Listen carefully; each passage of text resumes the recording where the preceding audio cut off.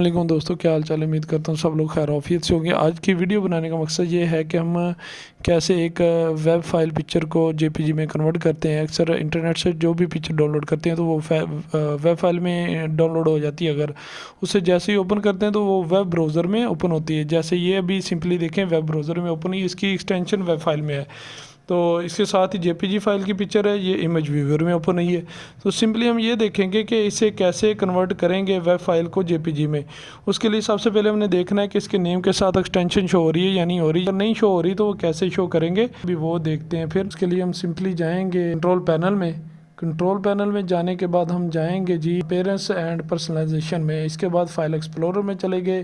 File explorer के बाद view में गए। व्यू में जाके ये देखे जी hide extension for unknown files, इसे अनचेक कर दिया। अनचेक करने के बाद जो हमने अप्लाई किया तो जितनी भी फाइल्स हैं उसके साथ एक्सटेंशन शो होना शुरू हो गई। अभी देखते हैं डाउनलोड में दोबारा जाके जो भी पिक्चर मैंने जो चेक की थी, ये हैन वाली पिक्चर नीचे आ जाते हैं। हैन वाली पिक्चर पे ये देखे वेब फाइल शो हो रहा है।